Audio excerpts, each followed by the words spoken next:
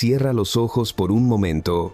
Imagina que todo lo que sabes sobre la historia humana está incompleto, que bajo nuestros pies, enterrados en capas de roca y tiempo, yacen secretos que preferimos ignorar, artefactos que no deberían existir, estructuras que desafían toda lógica de construcción antigua, conocimientos astronómicos que civilizaciones sin telescopios jamás pudieron poseer, y evidencia geológica de catástrofes tan devastadoras que pudieron borrar civilizaciones enteras del registro histórico, dejando apenas susurros en piedra y metal de lo que una vez fue. Y si la pregunta no es si existió una civilización antes que nosotros, y si la pregunta real es, ¿lograron escapar antes de que fuera demasiado tarde? Hace cientos de millones de años, mucho antes de que los primeros humanos caminaran sobre este planeta, otra especie inteligente pudo haber surgido de las profundidades del tiempo. Construyeron ciudades, desarrollaron tecnología, miraron hacia las estrellas, con la misma fascinación que nosotros. Y cuando su mundo enfrentó una catástrofe inminente, tomaron una decisión que cambiaría el destino de su especie para siempre. Abandonar la cuna que los vio nacer. Suena imposible, lo sé. Pero la ciencia moderna está comenzando a considerar seriamente esta posibilidad. Y las implicaciones son absolutamente aterradoras, porque si no somos los primeros en intentar alcanzar el cosmos, entonces cada paso que damos hacia las estrellas ya fue dado antes. Cada desafío que enfrentamos ya fue enfrentado, y cada error que cometemos quizás ya fue cometido por aquellos que vinieron antes.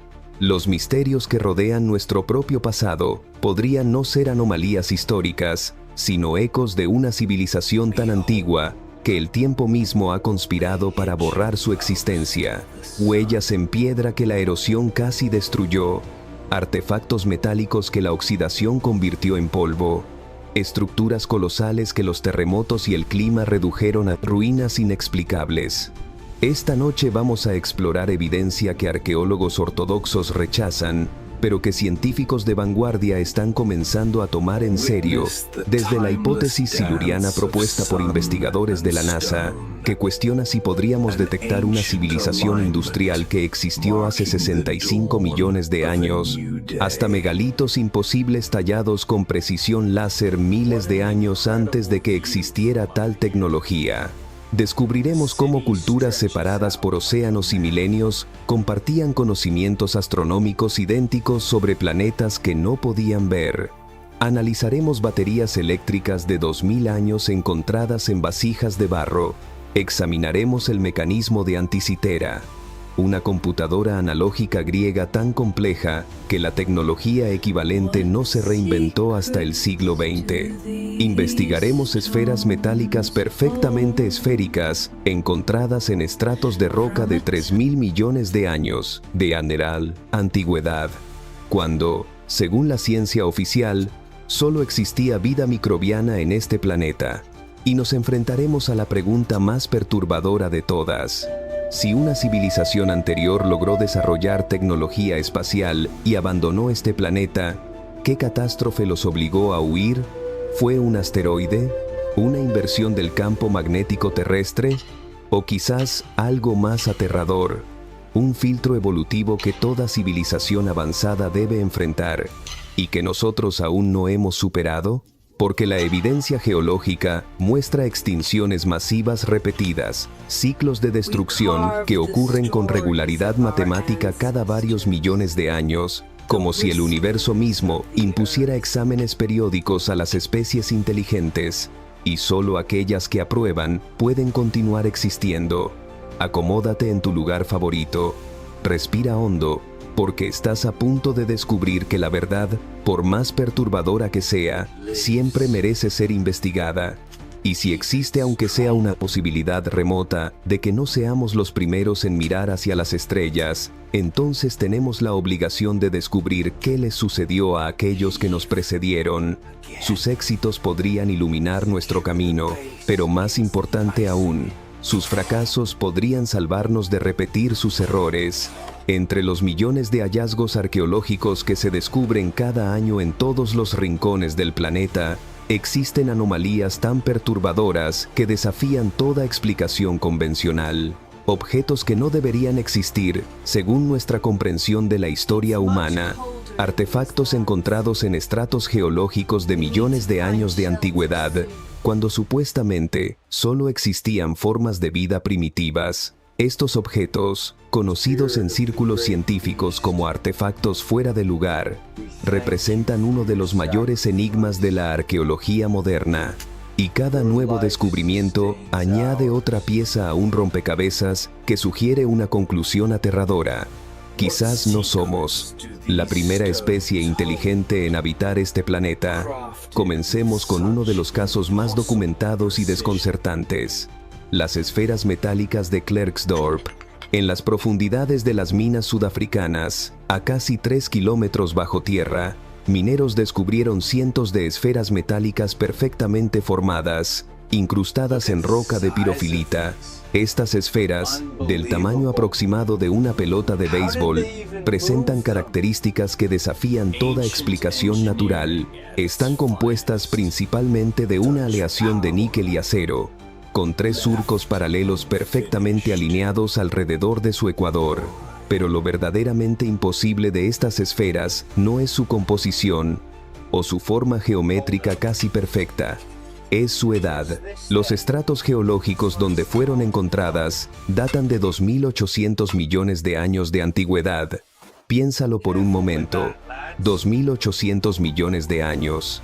En esa época, la atmósfera terrestre apenas comenzaba a contener oxígeno respirable. Los organismos multicelulares aún no existían. Según toda nuestra comprensión de la evolución, la vida en ese periodo consistía únicamente en bacterias y algas primitivas. Sin embargo, allí estaban esas esferas metálicas con surcos tallados con precisión milimétrica, esperando ser descubiertas en la oscuridad de una mina moderna. Los geólogos que las estudiaron confirmaron que no fueron introducidas posteriormente en la roca. Están genuinamente incrustadas en formaciones que se solidificaron hace eones.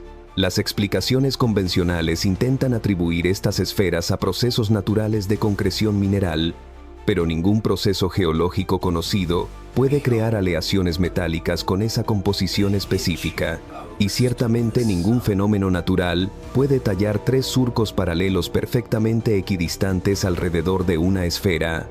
Roelf Marx, curador del museo donde se exhiben algunas de estas esferas, realizó pruebas de dureza que revelaron resultados aún más desconcertantes.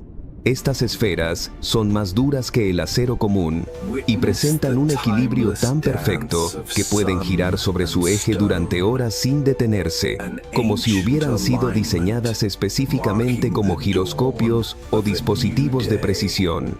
Pero las esferas de Klerksdorp son solo el comienzo. En el año 1934, un objeto descubierto en una mina de carbón en Oklahoma dejó atónitos a los investigadores. Se trataba de una vasija de hierro fundido con incrustaciones ornamentales, encontrada dentro de un bloque de carbón que se fracturó al caer. El carbón donde estaba incrustada esta vasija data del período carbonífero, hace aproximadamente 300 millones de años. 300 millones de años antes de que los primeros homínidos caminaran sobre 2 piernas. 300 millones de años antes de que existiera cualquier criatura en este planeta capaz de trabajar el metal. La vasija fue examinada por expertos metalúrgicos que confirmaron que definitivamente se trataba de un objeto manufacturado, no una formación natural. Presenta un diseño floral en su superficie, con una técnica de incrustación que requiere conocimientos avanzados de metalurgia. Pero según nuestra cronología histórica oficial, los primeros objetos de hierro fundido creados por humanos datan de hace apenas 3.000 años en la antigua China. ¿Cómo puede existir una vasija de hierro fundido 300 millones de años antes de que hubiera alguien para crearla? La única respuesta que algunos investigadores se atreven a susurrar es que quizás sí había alguien, solo que no eran humanos. Avanzando en el tiempo geológico, pero aún en profundidades temporales que preceden a la humanidad moderna, encontramos el martillo de London, Texas. En el año 1934, la familia Han descubrió un martillo incrustado en roca caliza del período Cretácico, datada en más de 100 millones de años de antigüedad. No se trataba de un martillo primitivo de piedra, sino de una herramienta de metal con mango de madera parcialmente petrificada. El análisis metalúrgico reveló que la cabeza del martillo está compuesta de un 96.6% de hierro, con trazas de cloro y azufre. Esta composición es anómala porque el hierro moderno contiene impurezas de carbono, mientras que este martillo presenta una pureza extremadamente inusual. Lo más perturbador del martillo de London no es solo su antigüedad imposible, sino su estado de preservación. La madera del mango comenzó a petrificarse mientras aún estaba dentro de la roca, un proceso que toma millones de años. Sin embargo, la sección de madera que quedó expuesta después del descubrimiento permanece prácticamente intacta, como si el objeto tuviera apenas décadas de antigüedad en lugar de cientos de millones de años. Algunos escépticos argumentan que el martillo pudo quedar atrapado en dos formaciones de roca más recientes que se solidificaron rápidamente. Pero los estudios geológicos de la piedra que lo contenía son contundentes. Esa caliza tiene más de 100 millones de años de antigüedad. Estos hallazgos no son casos aislados. En minas de carbón de Illinois, Pensilvania y otros estados estadounidenses, trabajadores han reportado durante más de un siglo el descubrimiento de objetos metálicos imposibles, cadenas de oro, monedas con inscripciones desconocidas, clavos de hierro y otros artefactos encontrados a profundidades que corresponden a estratos de millones de años de antigüedad.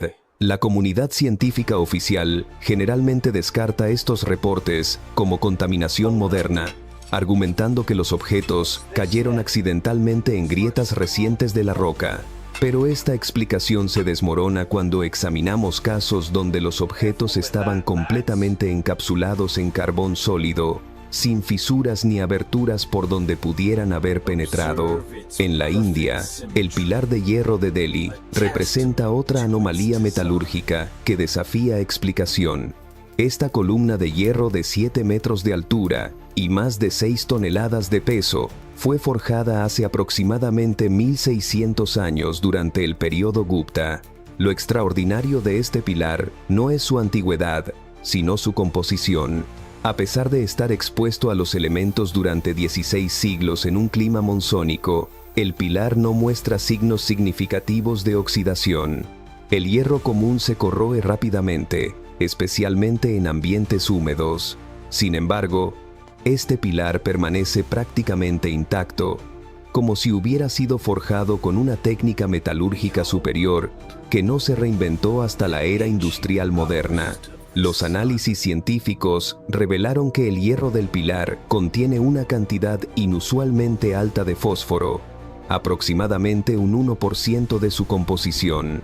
Esta concentración de fósforo crea una capa protectora microscópica de óxido que previene la corrosión adicional, pero producir hierro con esta composición específica requiere técnicas de forja extremadamente sofisticadas que involucran temperaturas precisas y control exacto de la atmósfera durante el proceso de fundición. ¿Cómo lograron metalúrgicos del siglo V esta hazaña tecnológica que la ciencia moderna apenas comprende?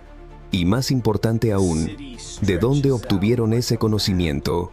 Porque el pilar de Delhi no es un experimento aislado.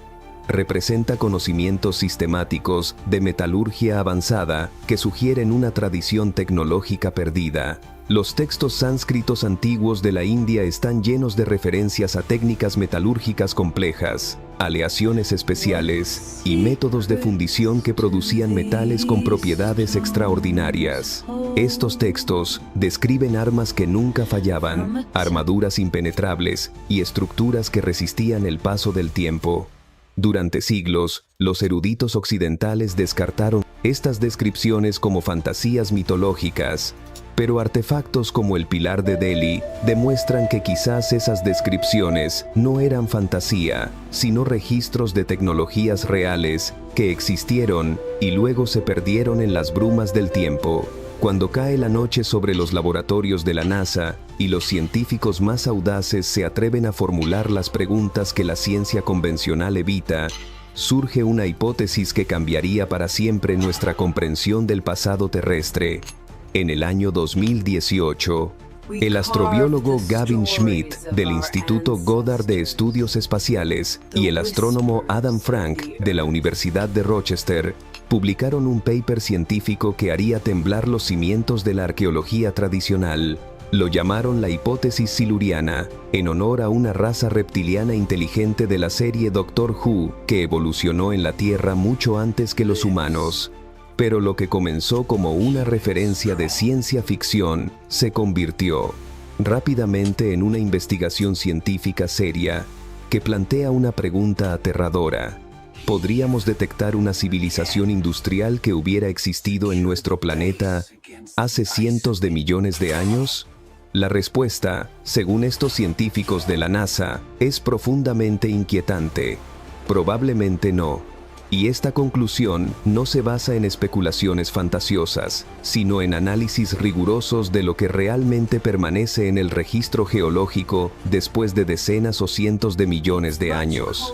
Porque resulta que la huella de una civilización tecnológica, sin importar cuán avanzada sea, se desvanece con una velocidad alarmante en términos geológicos. Las ciudades más grandes, los monumentos más impresionantes, incluso las alteraciones más profundas del paisaje natural, todo se reduce a polvo y desaparece en un parpadeo geológico. Consideremos nuestra propia civilización industrial como ejemplo. Llevamos apenas 200 años modificando masivamente el planeta, desde la revolución industrial, y ya hemos alterado la composición atmosférica, excavado minas gigantescas, construido ciudades que se ven desde el espacio y producido materiales sintéticos que nunca existieron en la naturaleza. Nuestra huella parece indeleble, permanente, imposible de borrar. Pero Schmidt y Frank calculan que después de apenas unos pocos millones de años, prácticamente toda evidencia física de nuestra existencia habría desaparecido. Los rascacielos de acero se corroerían hasta convertirse en óxido. Las carreteras de asfalto se desintegrarían. Los plásticos se descompondrían. Incluso nuestras ciudades más grandes serían indistinguibles de formaciones geológicas naturales. ¿Qué quedaría entonces de una civilización que floreció hace 65 millones de años, cuando los dinosaurios dominaban la Tierra? Según la hipótesis siluriana, solo rastros geoquímicos extremadamente sutiles, alteraciones microscópicas en las proporciones isotópicas de ciertos elementos, capas sedimentarias que muestran concentraciones anómalas de metales raros, fluctuaciones en los niveles de dióxido de carbono atmosférico registradas en núcleos de hielo antiguos, pistas tan tenues que solo una búsqueda específica y deliberada podría detectarlas. Y aquí está lo verdaderamente perturbador. No hemos estado buscando estas señales porque nunca consideramos la posibilidad de que pudieran existir. Los científicos de la NASA identificaron varios marcadores geológicos que podrían indicar la existencia de una civilización industrial antigua. Primero, las concentraciones anómalas de metales de tierras raras como el neodimio, el terbio y el disprosio, elementos esenciales para la tecnología moderna, pero extremadamente escasos en la corteza terrestre. Una civilización avanzada necesariamente habría extraído estos metales en grandes cantidades, dejando depósitos concentrados en ciertos lugares y reduciendo las concentraciones naturales en otros. Segundo, las alteraciones en las proporciones isotópicas del carbono que indican combustión masiva de combustibles fósiles o procesos industriales a gran escala. Pero la señal más reveladora sería lo que los investigadores llaman una anomalía de extinción antropogénica. Las civilizaciones industriales causan extinciones masivas, no solo por la destrucción del hábitat, sino por los cambios climáticos que generan. Nuestra propia civilización ya ha desencadenado lo que los biólogos llaman la sexta extinción masiva, con especies desapareciendo a un ritmo entre 100 y 1000 veces superior al natural. En el registro fósil, esto se manifestaría como una desaparición súbita y global de múltiples especies, seguida por un periodo de recuperación y diversificación evolutiva. Exactamente el patrón que vemos en las 5 grandes extinciones masivas del pasado. Esto nos lleva a una realización escalofriante. Las 5 grandes extinciones masivas que conocemos. La ordovícica hace 445 millones de años. La devónica hace 375 millones de años. La pérmica hace 250 millones de años. La triásica hace 200 millones de años. Y la del Cretácico hace 65 millones de años. Todas muestran patrones consistentes con lo que causaría una civilización industrial en declive. Aumentos dramáticos de dióxido de carbono atmosférico. Acidificación oceánica. Cambios climáticos abruptos. Extinciones selectivas que afectan más a las especies de gran tamaño y alta posición en la cadena alimentaria. Los científicos ortodoxos atribuyen estas extinciones a causas naturales, erupciones volcánicas masivas, impactos de asteroides, cambios en las corrientes oceánicas. Y estas explicaciones son perfectamente válidas. Pero la hipótesis siluriana plantea una pregunta inquietante. ¿Podríamos distinguir entre una extinción masiva causada por factores naturales y una causada por una civilización industrial antigua? La respuesta honesta es que probablemente no, especialmente después de decenas de millones de años de erosión y procesos geológicos que borran las evidencias más obvias. Tomemos la extinción del Cretácico, la que eliminó a los dinosaurios hace 65 millones de años. La teoría del asteroide está bien establecida. Existe evidencia geológica clara de un impacto masivo en la península de Yucatán. Pero también existen anomalías en esta extinción que la teoría del asteroide no explica completamente. Los niveles de iridio en la capa límite, entre el Cretácico y el Paleógeno, son extremadamente altos, consistentes con un impacto extraterrestre. Pero también hay concentraciones anómalas de otros elementos de tierras raras que podrían indicar procesos diferentes al impacto de un asteroide. Y si el asteroide no fue la causa primaria de la extinción, sino simplemente el golpe final a un ecosistema ya debilitado por los efectos de una civilización industrial, los dinosaurios habían dominado la Tierra durante más de 160 millones de años. Tiempo más que suficiente para que una especie desarrollara inteligencia, tecnología y eventualmente capacidad espacial. Los dinosaurios más avanzados, como los trodóntidos, ya mostraban signos de encefalización creciente, uso de herramientas simples y comportamientos sociales complejos. ¿Qué podría haber logrado esa línea evolutiva con 100 millones de años adicionales de desarrollo? La hipótesis siluriana no afirma que definitivamente existió una civilización prehistórica. Lo que hace es demostrar científicamente que no podríamos detectar una si hubiera existido, a menos que específicamente busquemos las señales correctas en los lugares correctos. Y esa búsqueda apenas está comenzando.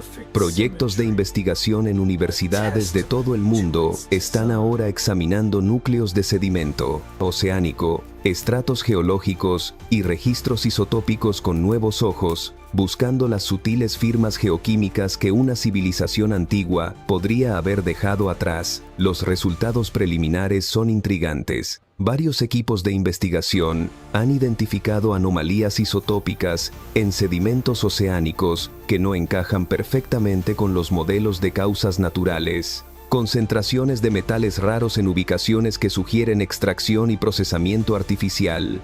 Fluctuaciones en los niveles de gases atmosféricos que coinciden sospechosamente con los periodos de extinción masiva. Ninguna de estas señales es definitiva por sí sola, pero juntas forman un patrón que es difícil de ignorar. Y aquí está la implicación más perturbadora de la hipótesis siluriana. Si una civilización anterior logró desarrollar tecnología espacial y abandonar la Tierra antes de su extinción, no quedaría absolutamente ninguna evidencia física de su éxodo. las naves espaciales, las bases lunares, las estaciones orbitales, todo habría desaparecido hace millones de años debido a impactos de micrometeoritos y radiación espacial. Solo quedarían en la Tierra las tenues señales geoquímicas de sus actividades industriales previas al despegue, señales que hemos estado interpretando como evidencias de catástrofes naturales, cuando podrían ser las últimas huellas de una civilización que logró escapar antes de que fuera demasiado tarde. En las montañas del sureste de Turquía, existe un lugar que reescribe toda nuestra comprensión de la civilización humana. Un sitio arqueológico tan imposible, tan anacrónico, tan perfectamente construido, que los científicos que lo descubrieron se negaron inicialmente a creer lo que sus propios ojos les mostraban. Göbekli Tepe, conocido como el templo más antiguo del mundo, data de aproximadamente 11.600 años de antigüedad. 11.600 años. Para poner esto en perspectiva, Göbekli Tepe fue construido 7.000 años antes de las pirámides de Egipto, 6.000 años antes de Stonehenge y 8.000 años antes de que se inventara la escritura. Fue construido por personas que supuestamente eran cazadores, recolectores nómadas, sin organización social compleja, sin herramientas de metal y sin conocimientos de arquitectura monumental. Y sin embargo, allí está. Círculos masivos de pilares de piedra caliza en forma de T, cada uno pesando entre 15 y 20 toneladas, tallados con precisión increíble y decorados con elaborados bajorrelieves de animales, zorros, serpientes, escorpiones, buitres y criaturas que no podemos identificar con certeza. Los pilares están dispuestos en círculos perfectos, orientados astronómicamente con precisión matemática. El sitio cubre aproximadamente 9 hectáreas, pero las excavaciones hasta ahora solo han revelado alrededor del 5% de la estructura total. El 95% restante aún permanece enterrado, esperando revelar secretos que podrían ser aún más perturbadores. Lo que hace de Göbekli Tepe un enigma imposible no es solo su antigüedad extrema, sino la ausencia total de cualquier evidencia de desarrollo tecnológico previo. En arqueología esperamos ver una progresión gradual, asentamientos simples, herramientas primitivas, estructuras básicas que lentamente se vuelven más complejas a lo largo de siglos o milenios. Pero Göbekli Tepe aparece repentinamente en el registro arqueológico completamente formado, sin predecesores, sin borradores, sin pruebas y errores. Es como si los constructores ya supieran exactamente qué hacer y cómo hacerlo desde el primer día. Y luego, después de aproximadamente 2000 años de uso, el sitio fue deliberadamente enterrado, no abandonado, no destruido por enemigos o desastres naturales, sino cuidadosamente rellenado con toneladas de tierra y escombros, como si alguien quisiera preservarlo u ocultarlo para la posteridad. Klaus Schmidt, el arqueólogo alemán que dirigió las excavaciones durante 2 décadas hasta su muerte en el año 2014, estimó que construir Göbekli Tepe habría requerido una fuerza laboral de 500 trabajadores durante al menos 3 generaciones. 500 trabajadores que necesitaban ser alimentados, alojados y organizados en una época cuando supuestamente no existían asentamientos permanentes ni agricultura. Los cálculos de Schmidt sugieren que alimentar a esta fuerza laboral habría requerido el equivalente a la producción agrícola de varias aldeas grandes. Pero no hay evidencia de agricultura en esa región hasta 1500 años después de la construcción de Göbekli Tepe. ¿Cómo es posible? Una teoría radical sugiere que Göbekli Tepe no fue el comienzo de la civilización, sino el remanente final de una civilización anterior que estaba terminando. Que los constructores no estaban inventando la arquitectura monumental, sino recordándola, recreando con herramientas de piedra lo que sus ancestros habían construido con tecnologías más avanzadas antes de alguna catástrofe global.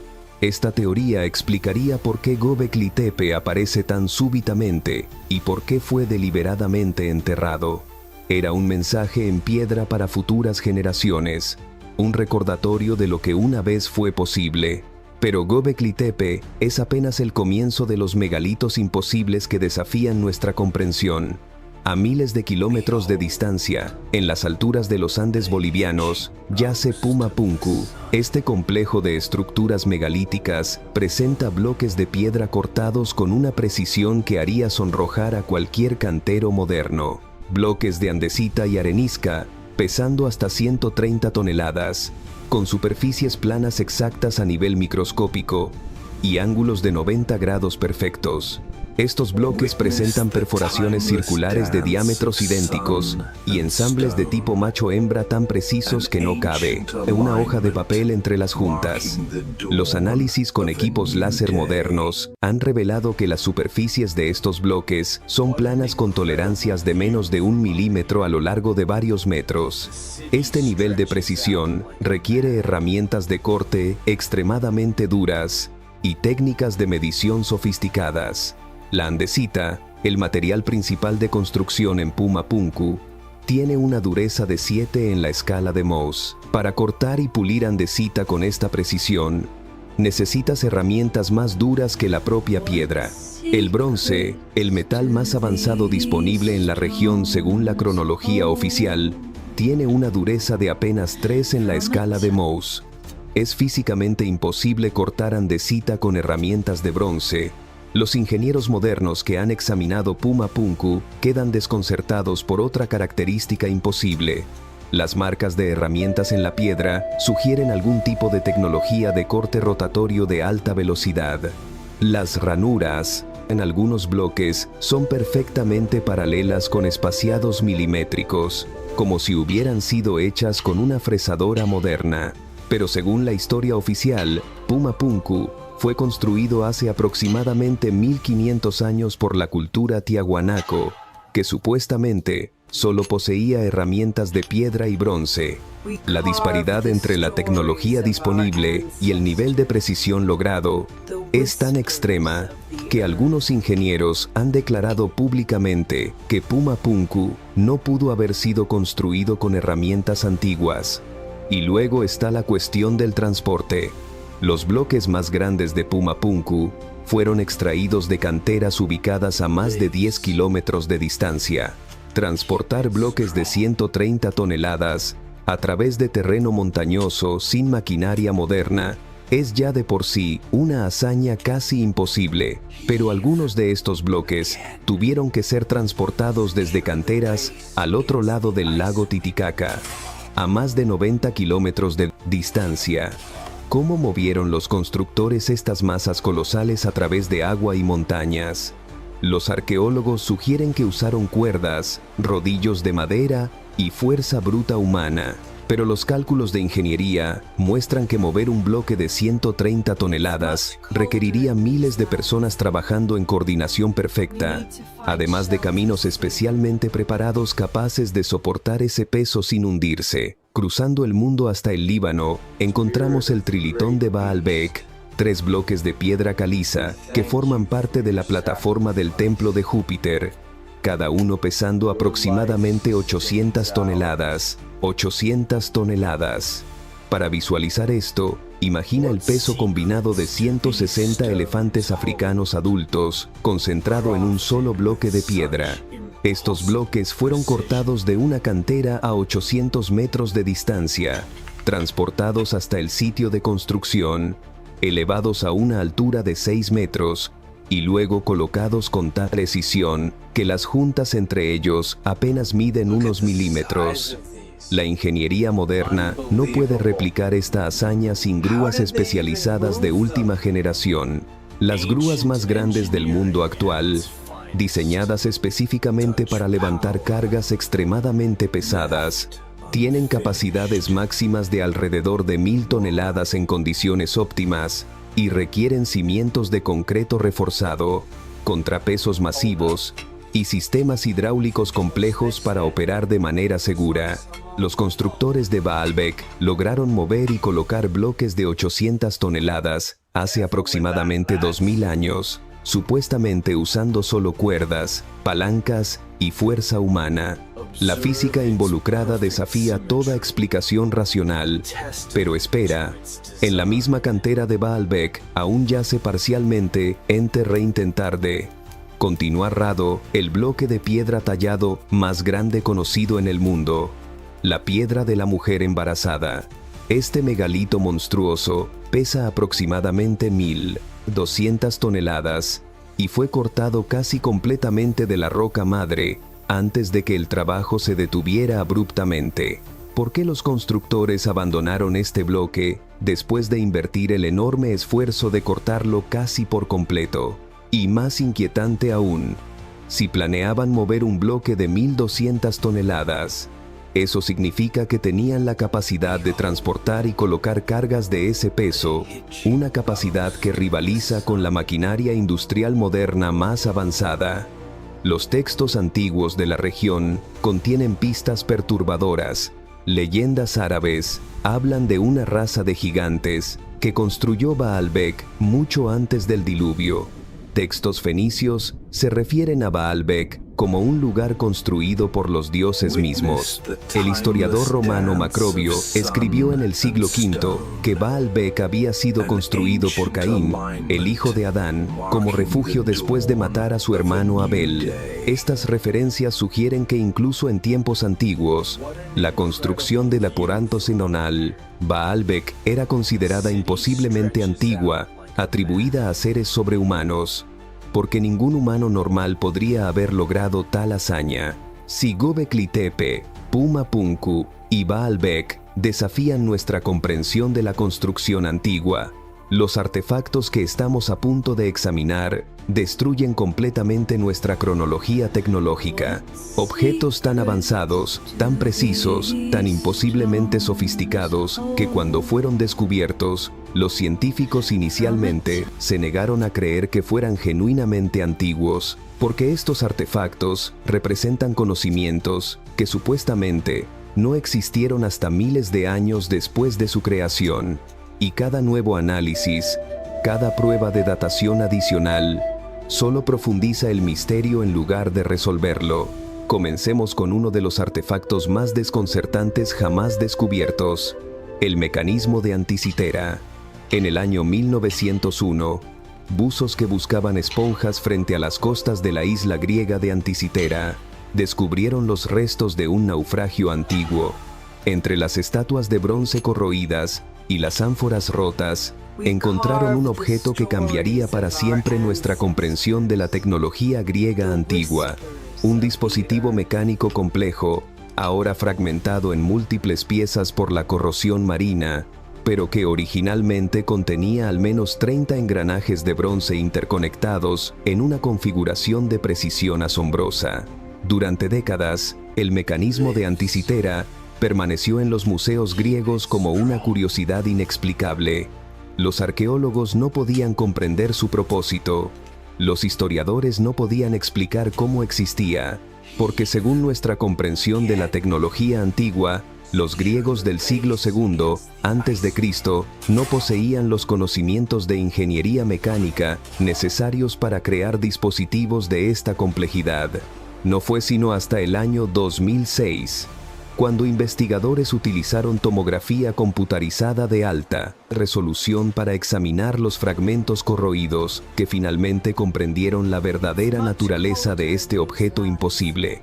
El mecanismo de Anticitera es una computadora analógica, una calculadora astronómica mecánica capaz de predecir con precisión increíble las posiciones del Sol, la Luna y los planetas conocidos en cualquier fecha futura o pasada. Podía calcular eclipses solares y lunares con años de anticipación.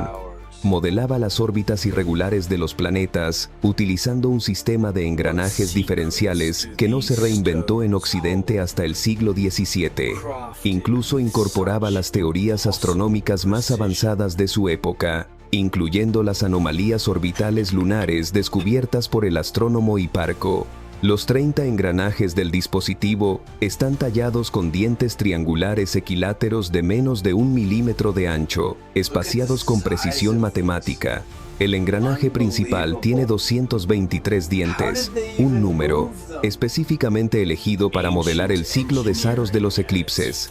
Los engranajes están montados en múltiples capas con ejes de rotación complejos, formando un sistema de tal sofisticación que los expertos en historia de la tecnología quedaron completamente atónitos. Michael Wright, curador del Museo de Ciencias de Londres, declaró que encontrar el mecanismo de Anticitera es como descubrir un jet de propulsión en la tumba del rey Tutankamón, porque la tecnología necesaria para construir este dispositivo requiere no solo conocimientos teóricos avanzados de astronomía y matemáticas, sino también capacidades de manufactura de precisión extrema. Los engranajes debían ser tallados con tolerancias de una fracción de milímetro. El bronce debía ser aleado con proporciones exactas para lograr la dureza y durabilidad necesarias. Los ejes de rotación debían estar perfectamente alineados para evitar fricción excesiva y desgaste prematuro. Todo esto implica una tradición manufacturera sofisticada con herramientas de precisión, técnicas de medición exactas y probablemente generaciones de experiencia acumulada. Y aquí está lo verdaderamente perturbador. El mecanismo de Anticitera no pudo haber sido el primer dispositivo de su tipo. Los ingenieros modernos saben que crear tecnología de esta complejidad requiere décadas o incluso siglos de desarrollo iterativo. Versiones más simples, prototipos, experimentos fallidos que gradualmente se refinan hasta alcanzar la sofisticación final. Pero no hemos encontrado ningún precursor del mecanismo de Anticitera, ningún dispositivo más simple del que pudo haber evolucionado. Aparece súbitamente en el registro histórico completamente formado, como si los griegos antiguos hubieran recibido el diseño completo de alguna fuente externa, o como si estuvieran recreando tecnología aún más antigua que conocían, pero que ya no podían reproducir completamente. Los textos antiguos contienen referencias tantalizantes. Cicerón menciona un dispositivo construido por Arquímedes que modelaba los movimientos del Sol, la Luna y los planetas.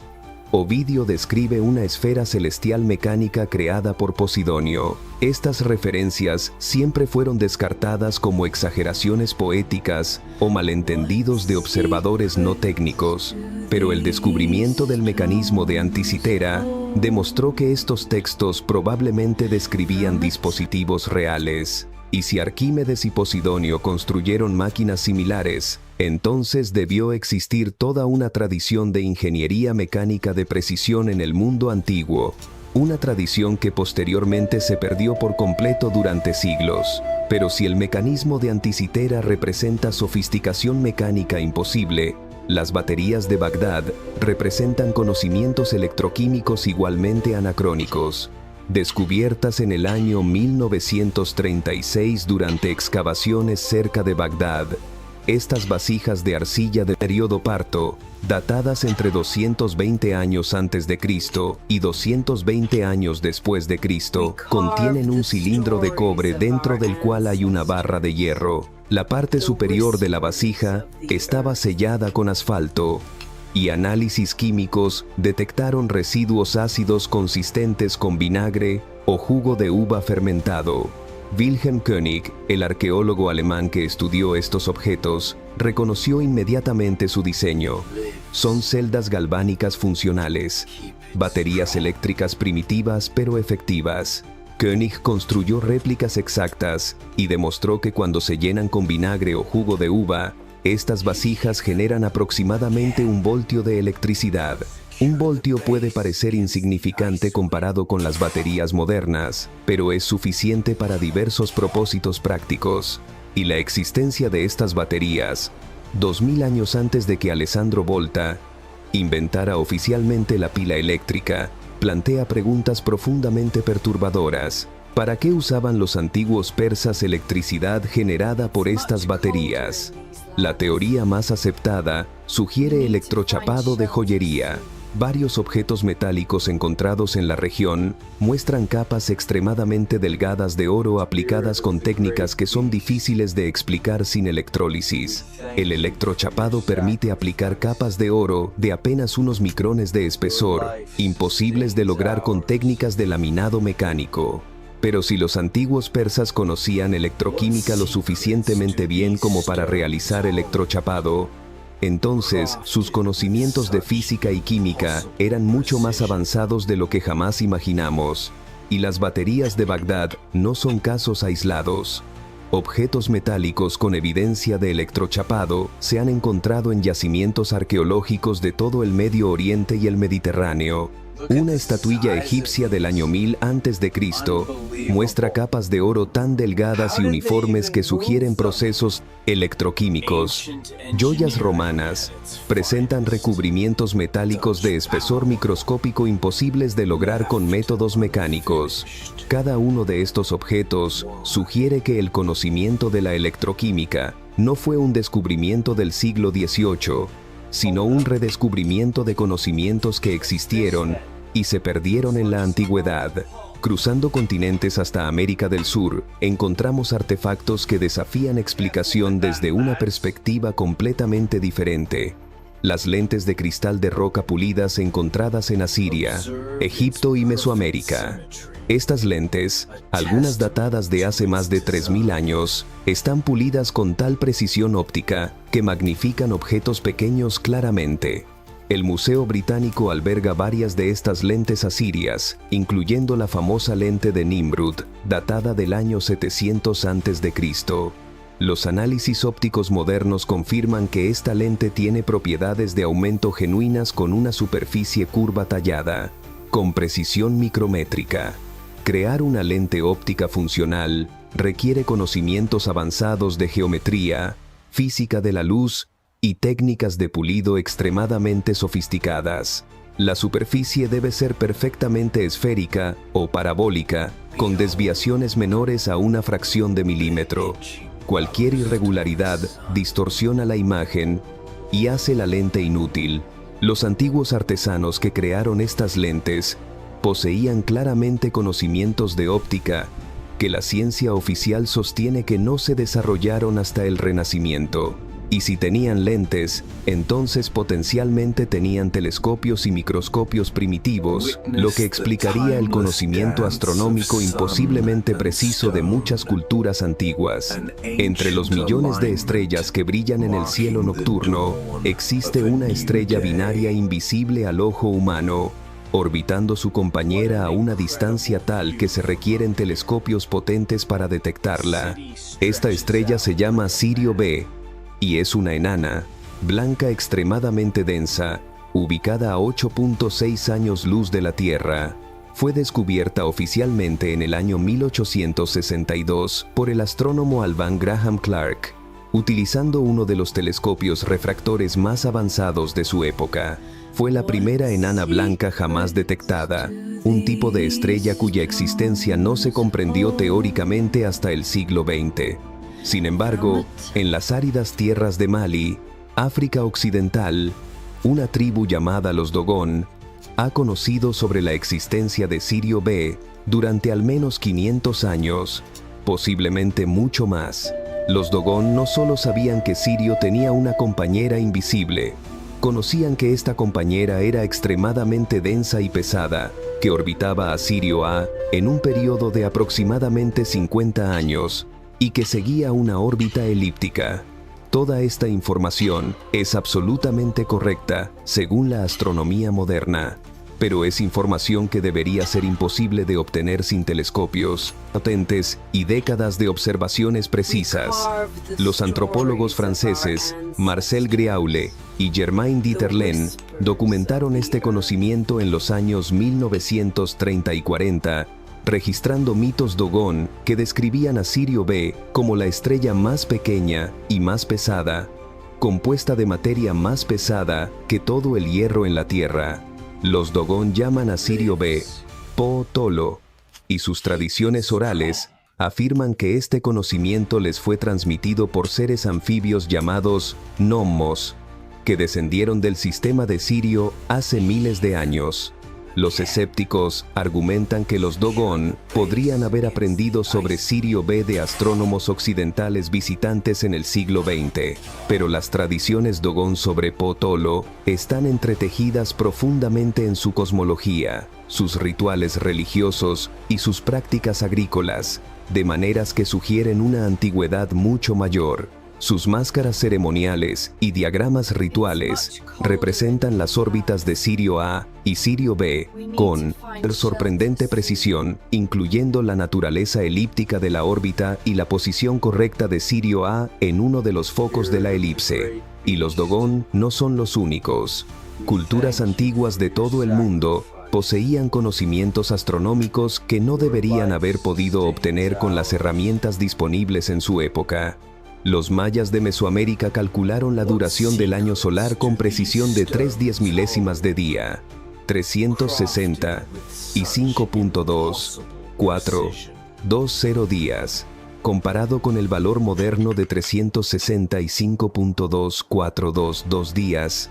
Esta precisión requiere siglos de observaciones meticulosas y matemáticas avanzadas, pero más impresionante aún, los mayas conocían la precesión de los equinoccios, un ciclo astronómico de 25.776 años, causado por el bamboleo del eje de rotación terrestre. Detectar la precesión de los equinoccios requiere observaciones astronómicas sostenidas durante miles de años, porque el movimiento es extremadamente lento, aproximadamente 1 grado cada 72 años. Sin embargo, los mayas no solo conocían este ciclo, sino que lo calcularon con precisión asombrosa y lo incorporaron en su calendario de cuenta larga. El calendario maya marca fechas en ciclos de Bactunes de 144.000 días, y 13 Bactunes equivalen aproximadamente a 5.125 años, exactamente 1/5 parte del ciclo de precesión completo. Esta correspondencia matemática no puede ser coincidencia. Demuestra que los mayas comprendían profundamente la mecánica celeste a largo plazo. Pero si pensamos que los mayas son impresionantes, los antiguos sumerios son aún más desconcertantes. Esta civilización que floreció en Mesopotamia hace más de 5.000 años poseía conocimientos astronómicos tan avanzados que parecen provenir de una fuente externa. Las tablillas cuneiformes sumerias contienen cálculos precisos de los periodos orbitales de todos los planetas del Sistema Solar, incluyendo Urano y Neptuno, planetas que no fueron descubiertos oficialmente hasta los siglos XVIII y XIX con telescopios potentes. Los sumerios también describían correctamente los colores de estos planetas distantes, Urano como verde azulado y Neptuno como azul profundo. Descripciones que solo pudieron ser verificadas en el siglo XX mediante sondas espaciales. Las tablillas sumerias mencionan repetidamente un 10º planeta llamado Nibiru, con una órbita extremadamente elíptica que lo lleva más allá de Neptuno y luego de regreso cerca de la Tierra cada 3.600 años. Los astrónomos modernos, durante mucho tiempo, descartaron a Nibiru como mitología. Pero en años recientes, evidencia astronómica sugiere la posible existencia de un 9º planeta masivo en las regiones exteriores del Sistema Solar, con una órbita elíptica extrema que encaja sorprendentemente bien con las descripciones sumerias de Nibiru. Konstantin Batygin y Michael Brown, del Instituto de Tecnología de California, propusieron la existencia de este planeta en el año 2016, basándose en perturbaciones gravitacionales observadas en objetos del cinturón de Kuiper. Los sumerios también poseían un conocimiento detallado de la estructura del Sistema Solar, que no debería haber sido posible sin observaciones telescópicas. Sus sellos cilíndricos muestran diagramas del Sistema Solar con el Sol en el centro y los planetas orbitando alrededor en el orden correcto. Esta representación heliocéntrica del Sistema Solar se adelanta por miles de años a Copérnico, quien propuso el modelo heliocéntrico en el año 1543. ¿Cómo sabían los sumerios que el Sol era el centro del Sistema Solar, cuando la observación a simple vista sugiere claramente que todo gira alrededor de la Tierra? Cruzando el océano hasta América del Sur, los incas demostraron un conocimiento astronómico igualmente imposible. El complejo de Machu Picchu contiene múltiples estructuras diseñadas como observatorios astronómicos de precisión. El Intihuatana, una piedra tallada, conocida como el lugar donde se amarra el sol, funciona como un reloj solar exacto y marca con precisión los equinoccios y solsticios. Pero también marca eventos astronómicos más sutiles, como los puntos en el año cuando el sol pasa directamente sobre la piedra sin proyectar sombra, algo que solo ocurre en latitudes específicas cerca del Ecuador. Los incas rastreaban no solo el sol y la luna, sino también las Pléyades, un cúmulo estelar que usaban para determinar los momentos óptimos de siembra y cosecha. Sus observaciones de las Pléyades eran tan precisas que podían predecir variaciones climáticas con meses de anticipación, basándose en la brillantez aparente del cúmulo en el cielo nocturno. Esta correlación entre el brillo de las Pléyades y los patrones climáticos fue confirmada por meteorólogos modernos solo en las últimas décadas. ¿Cómo descubrieron los incas esta conexión sin instrumentos de medición precisos? Y luego está el fenómeno de las líneas de Nazca en el desierto peruano, geoglifos gigantescos visibles completamente solo desde el aire, creados hace aproximadamente 2000 años por la cultura Nazca. Las líneas forman figuras de animales, plantas y formas geométricas que se extienden por kilómetros. Pero lo más intrigante son las líneas rectas perfectas que cruzan el desierto por distancias de hasta 15 kilómetros sin desviarse ni un grado. Crear una línea perfectamente recta sobre terreno irregular durante esa distancia requiere técnicas de topografía avanzadas y una perspectiva aérea para verificar la alineación. Investigaciones recientes han revelado que muchas de las líneas de Nazca están alineadas con precisión con posiciones astronómicas específicas, solsticios, equinoccios y puntos de salida y puesta de constelaciones importantes.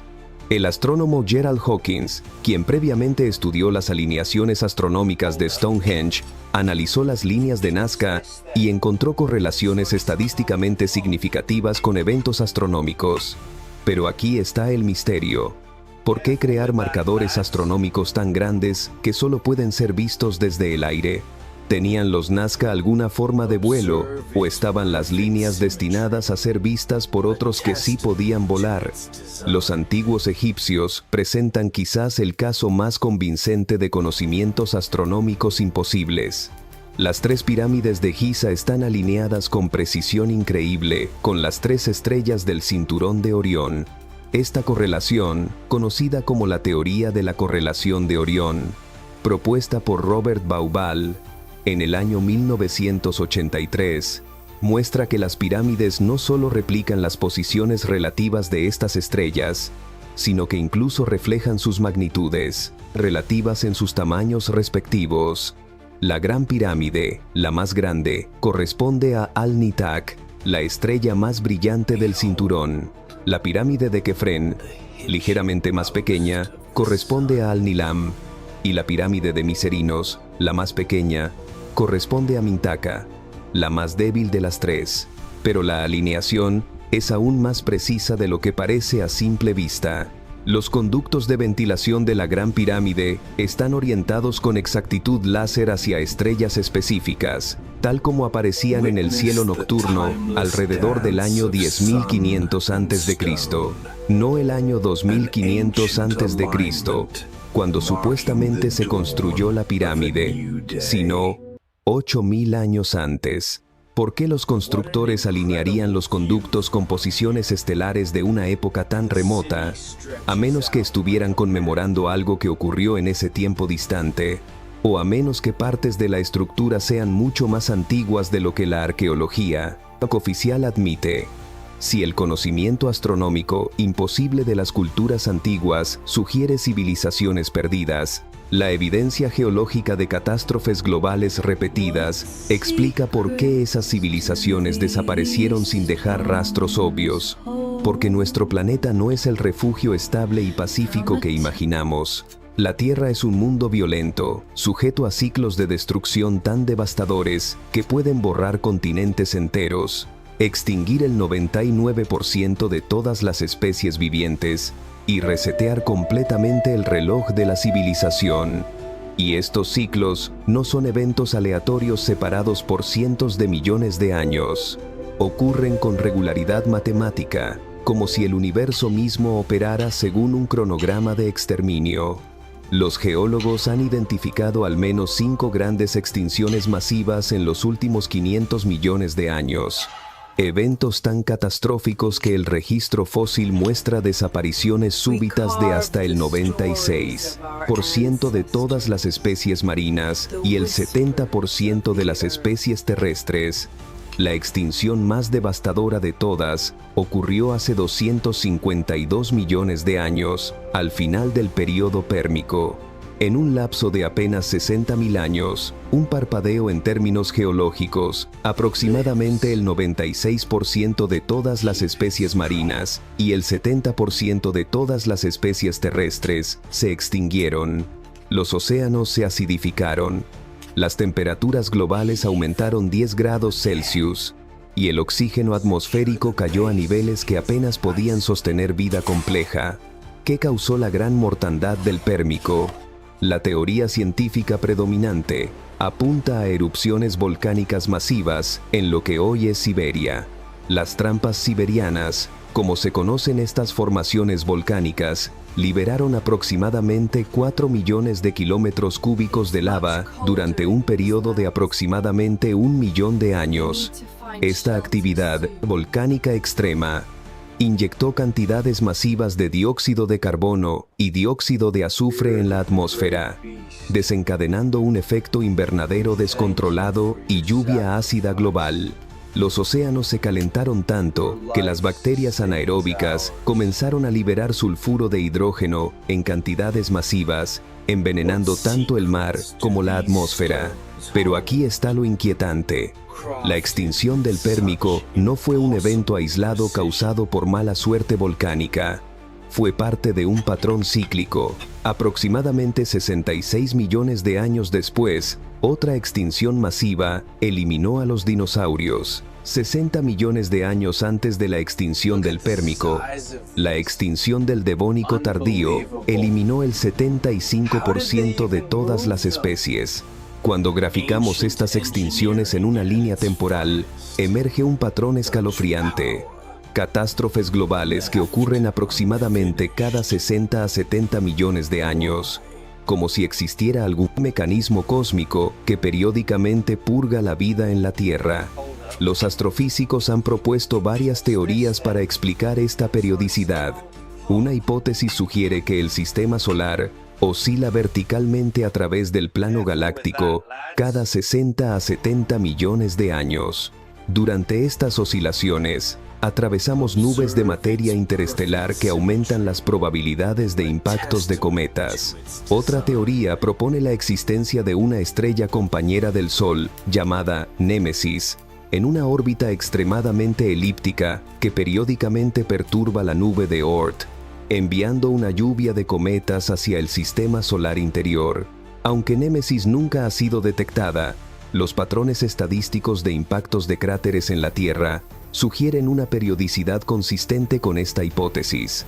Pero las extinciones masivas causadas por impactos de asteroides o erupciones volcánicas son solo una categoría de catástrofes globales. Existe otra amenaza aún más aterradora: las inversiones del campo magnético terrestre. El campo magnético de nuestro planeta, generado por corrientes de hierro fundido en el núcleo externo, se ha invertido cientos de veces durante la historia geológica. Durante estas inversiones, el polo norte magnético se convierte en el polo sur, y durante el proceso de inversión, que puede durar desde unos pocos miles hasta varios miles de años, el campo magnético se debilita dramáticamente, a veces cayendo hasta un 10% de su intensidad normal. Un campo magnético debilitado tiene consecuencias aterradoras para la vida en la superficie. El campo magnético terrestre nos protege de la radiación cósmica y del viento solar. Flujos constantes de partículas energéticas que bombardean nuestro planeta desde el espacio. Sin esta protección, la radiación alcanzaría la superficie en niveles que podrían dañar ADN, causar mutaciones masivas y destruir la capa de ozono que nos protege de la radiación ultravioleta. Los estudios geológicos muestran correlaciones inquietantes entre algunas inversiones magnéticas y eventos de extinción, aunque la relación causal aún está en debate, y aquí está lo verdaderamente alarmante. El campo magnético terrestre se está debilitando en este momento. Desde que comenzaron las mediciones precisas en el año 1840, la intensidad del campo magnético ha disminuido aproximadamente un 10%. El polo norte magnético, que durante siglos permaneció relativamente estable en el norte de Canadá, ahora se está moviendo hacia Siberia a una velocidad de aproximadamente 50 kilómetros por año. Un ritmo que se ha acelerado dramáticamente en las últimas 2 décadas. Algunos geofísicos interpretan estas señales como indicadores de que podríamos estar aproximándonos a otra inversión magnética, la primera en 780.000 años. Imaginemos el impacto de una inversión magnética en una civilización avanzada. Las comunicaciones por satélite colapsarían debido a la radiación aumentada. Las redes eléctricas sufrirían daños masivos por tormentas geomagnéticas intensificadas. La navegación usando brújulas se volvería imposible. Las tasas de cáncer se dispararían debido a la radiación cósmica aumentada. Si una civilización no tuviera tecnología espacial para evacuar, o si no pudiera construir refugios subterráneos masivos, enfrentaría una extinción gradual pero inexorable. Y después de varios miles de años de deterioro civilizatorio bajo un cielo sin protección magnética, poco quedaría de sus logros tecnológicos. Pero las inversiones magnéticas y los impactos de asteroides no son las únicas amenazas cíclicas.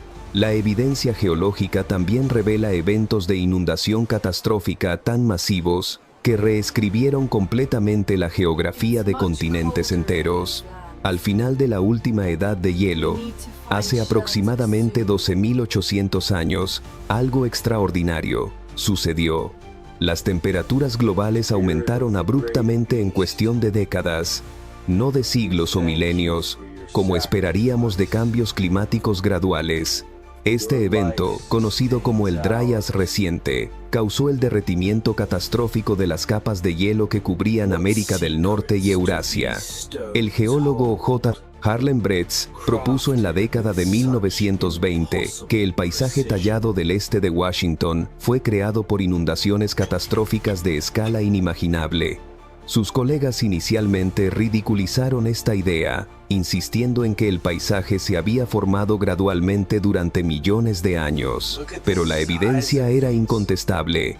Canales de erosión de 300 metros de profundidad, tallados en roca basáltica sólida, rocas errantes del tamaño de casas transportadas cientos de kilómetros, y depósitos de sedimentos que solo podían explicarse por flujos de agua moviéndose a velocidades superiores a los 100 kilómetros por hora.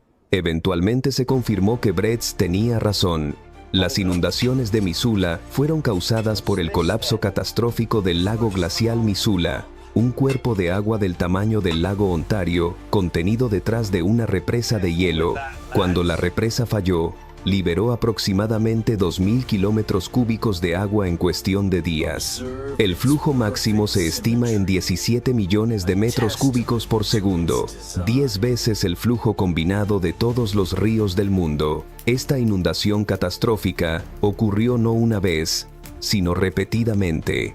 Quizás hasta 40 veces durante el final de la última edad de hielo. Y las inundaciones de Missoula no fueron únicas. Evidencia similar de inundaciones catastróficas se ha encontrado en todos los continentes. El Mar Negro se llenó catastróficamente hace aproximadamente 7.600 años, cuando el aumento del nivel del mar rompió el estrecho del Bósforo, inundando lo que había sido un valle fértil, habitado. Esta inundación pudo haber inspirado las leyendas del diluvio que aparecen en las mitologías de casi todas las culturas del mundo.